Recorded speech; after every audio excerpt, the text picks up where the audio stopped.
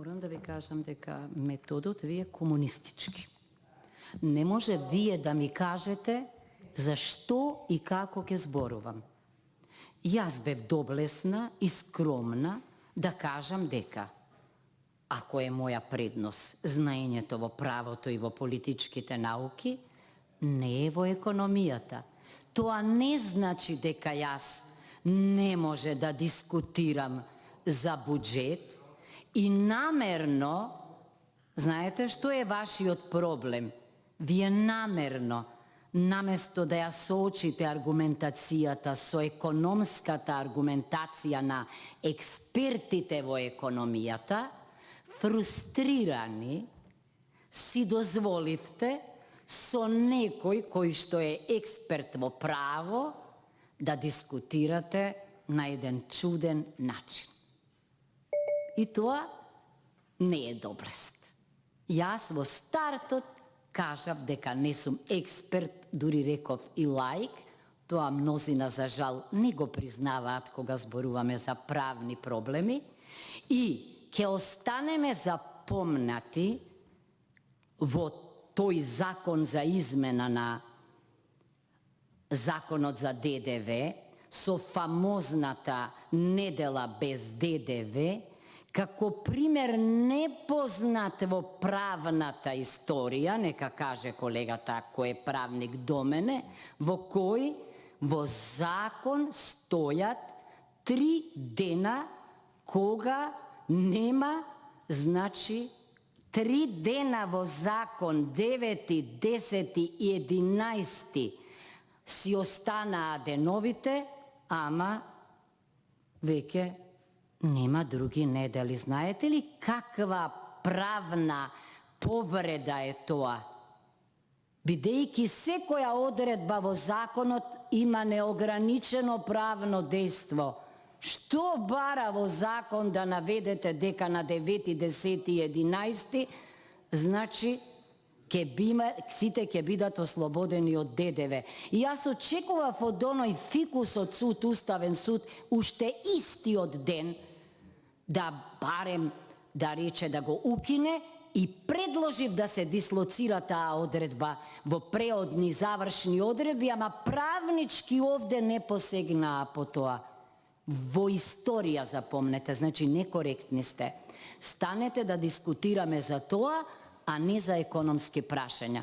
Инаку, јас воопшто не дадов квалификација за причините за задолжувањето, зголемување, дека е погрешно зголемувањето, ниту цитирав изјави на господинот Заев, туку само го кажав ноторниот факт, дека имаме долг повисок од 60% и дека после големата економска криза по 2008 година, дека сите, инспирирани од предлогот на господја Меркел, мораше, замислете, суверенитетот да си го ограничат членките на Европската Унија и во Уставот да внесат одредба дека нема да дозвола долгот да биде повисок од 60%. Тоа е европската финансиска клаузула. И бидејќи тоа се случи, јас само тоа го наведов како факт.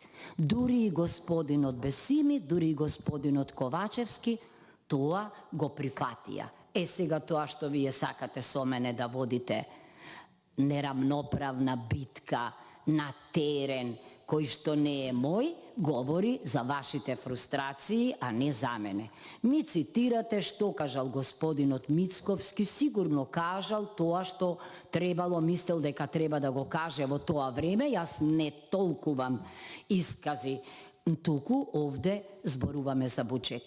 Видете, јас слободно пред мене имам текст во кој што тенденциите што ги посочив, за да им оставам простори на останатите кои се експерти во оваа област, а овде ги чувме бројките, и од заменик министерот, и од представниците, и од вашите колеги од власта и од опозицијата, инаку, еве, дозволете сега, ако сакате, бидејќи јас реков ќе се концентрирам на образованието и на администрацијата делумно, можам слободно да ви ги кажам, оти јас неподготвена не доаѓам ниту во област која што не е моја специјалност. Значи, со овој ребаланс на буџетот, владата на Република Македонија планира намалување на буџетот на Министерството за образование за 2,2%, но исто така и намалување на буџетот на Бирото за развојот на образованието.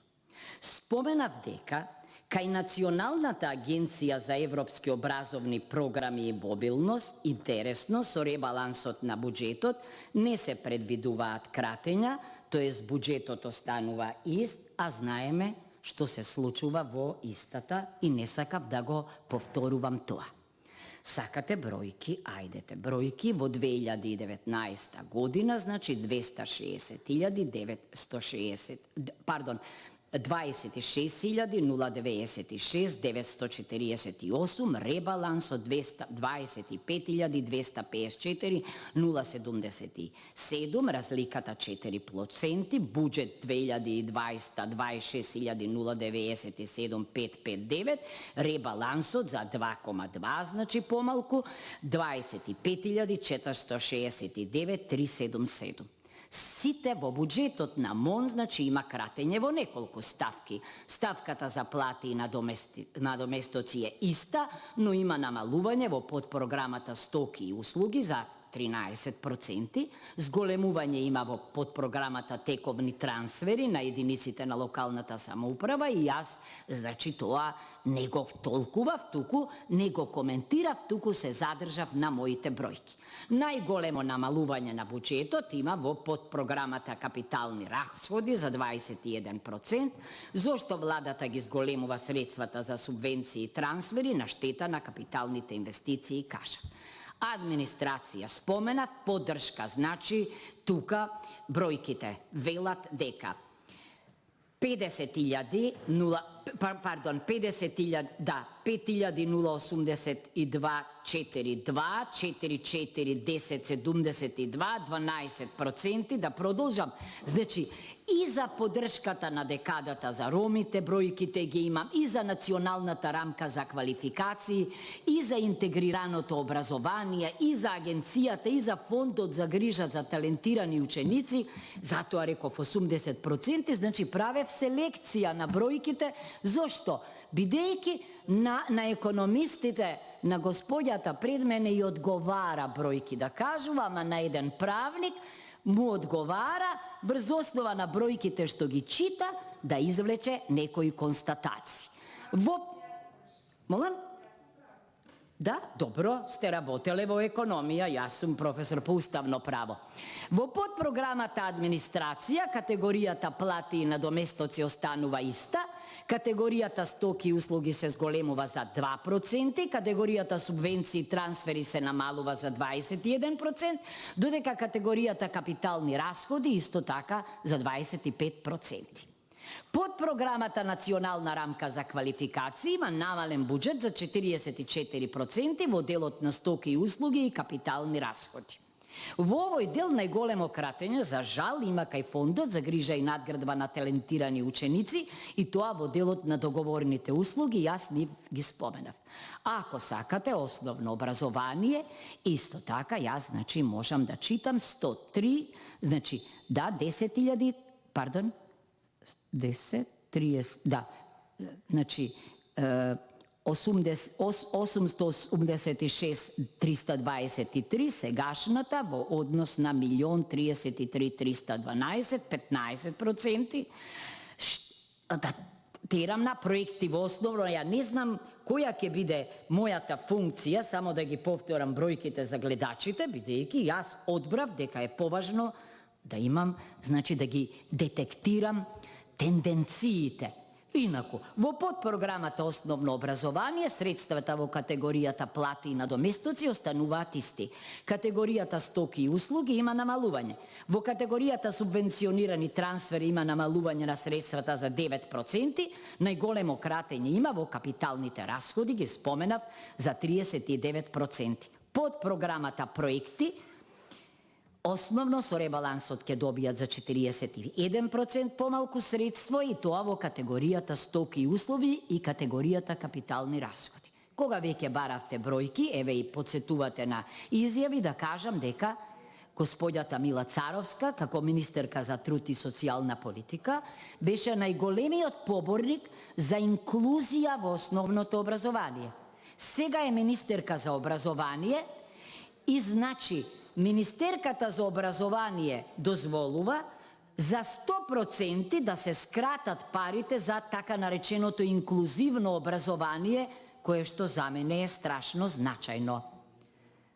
Значи, да заклучам, и во програмата основно образование најголеми кратења има во подпрограмите капитални расходи, тоест капитални инвестиции. Средно образование. Ја не мислам дека овде ние треба да читаме бројки и дека граѓаните може да ги споредуваат бројките. Извинете, бројките служат за да заклучите. Ако не заклучите, вие бегате во бројки, а бројките ќе летнат, никој нема да ги помне. Така што затоа не читав сите бројки за средно образование, за проектите, за поддршка на средно образование во ромите, за ромите, за центар за образование на возрастни, за меѓународна матура, и во бројки ги имам, и во регионални центри за стручно образование, и во бројки ги имам, се разбира, и во проценти. Значи, да заклучам, под програмата средно образование исто така има намален буџет за 2%. Категоријата плати и надоместоци има избуџет, но категоријата стоки и услуги ќе има намален буџет во ставката договорни услуги. Во категоријата субвенционирани трансфери има зголемување на износите, како и во категоријата капитални расходи. Под програмата проекти за средно има намален буџет за 47%. Под програмата проект за поддршка на средно образование на ромите ќе добие исти средства, како и под програмата Центар за образование на возрастни. Логично е некој од опозицијата да става акцент на она што мисли дека не е сторено, наместо на она што е сторено. Затоа тука сте вие и затоа ќе има после некоја хармонија во ставовите. Во подпрограмата меѓународна матура има намалување на буџет во стоки и услуги, тоест во делот на договорните услуги. Заклучокот што би бил? Развојот и реформата на средното стручно образование, кој е многу честа тема со која се фали власта, не можам да не кажам дека во 2019 и во 2020 не доживеало никаква реализација. Со ребалансот на буџетот во 2019 година за 34% биле скратени средствата за подпрограмата регионални центри за стручно образование и обука, спротивно на ветувањето. Со ребалансот на буџетот во 2020 пак, оваа ставка се крати дури за 97% и тоа ставката други градешни објекти за 100%, што укажува дека проблемот си останал. Значи, се разбира дека мојот коментар би бил дека во програмата средно образование најголеми кратења во подпрограмите имаат повторно категориите капитални расходи. Високо образование, апсолутно мислам смешно, ако сакате сите ги прочитам, од Кирил и Метојди до Климент и Охридски Битола, до Тетово, до Делчев, до Гоце Делчев, Штип, Мајка Тереза, информатички технологии во Охрид, но јас не мислам како вас дека ова е она што граѓаните го очекуваат. Понекогаш бројките, кога не се пропратени со заклучок и со тенденција, значат само криење. А за бројките се разбира, тука се заменик министерот и министерот. Затоа ги споменав двата факултети, оној за информатички науки и компјутерско инженерство и оној за физичка култура, бидејќи нема предвидени средства за оваа подпрограма. И затоа реков дека е греота да се гледаат тие објекти со оглед на огромниот број на студенти, 1500, кои имаат насушна потреба, хронична, акутна, од нов простор за студирање. Ученички стандард, бројките исто така. Сакате понатаму, студентскиот стандард, и тоа можеме, значи 749.800, сега 819.800, да, има мало зголемување, но јас ви реков дека и јас бирам на што ќе ставам акцент. Се плашам дека владата со субвенционираните трансфери се става во опасност понекогаш да стимулира или да покрива недомакинско работење во студентските домови, бидејќи тоа и постоело, но и денеска го забележуваме. Она што најмногу ме засегна, нели, науката, кај научно-истражувачката работа, бројките се јасни, 415.675, сега 369.373, разлика 12%. И 362.610, 350.760, разлика 4%. Научни институти, значи само 1%. Проект за превод на книги од реномирани автори, исто така намалување за 100%. Ете тоа го кажувам. Значи во 2012 година има помал буџет за наука од 2019 година. Тоа е она што го потенцирав.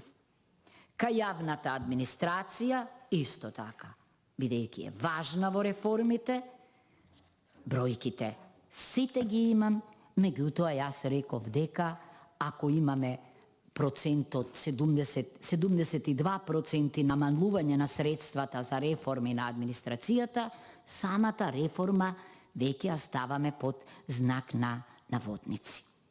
Интеграција во ЕУ, помош при транзиција, институционална надградба, бројките се јасни, 311.082, 204.302, 34% намалување, 311.082, 204.302, 34% намалување. За ковидот јас кажав дека е нужно зголемување и тоа не го негирам, тоа го кажа и заменик министерот во бројки и јас нема тука што да коментирам. И една долга листа се разбира имам на инвестиции во образованието, во основните училишта, во реконструкцијата, во спортските сали, во изградбата на средни, реконструкција, изградба на училишни спортски сали, реконструкција на ученички домови, изградба и реконструкција на студентски домови.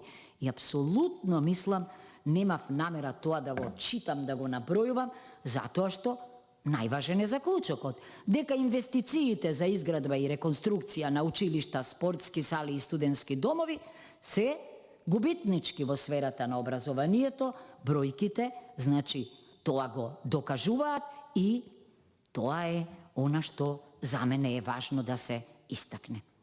Кај Државниот просветен инспекторат, бидејќи го споменав, намалувањето на буџетот е за 5%, реков дека Националната агенција за европски образовни програми и мобилност, интересно, во делот на субвенции и трансфери има покачен буџет за цели 60%. Сигурно уште ќе чуеме за некои екзотични проекти, но не е времето за екзотика. Ете, тоа се бројките. Значи, знаете што? Многу лошо е еден модел на читање на бројки, што јас пак ништо не ве разбрав, ќе ве кажам искрено, само бројки, бројки, бројки, бројки. Тоа, не знам, зборуваме ние овде за граѓаните. Бидејќи министерот ги знае бројките одлично. И заменик министерот, тие се предлагачите.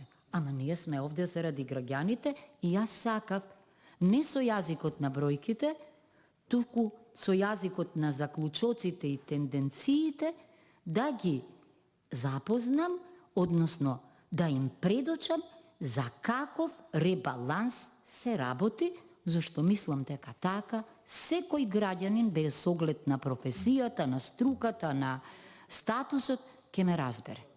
И не знам зошто би морала јас по вашиот модел да се однесувам. Благодарам.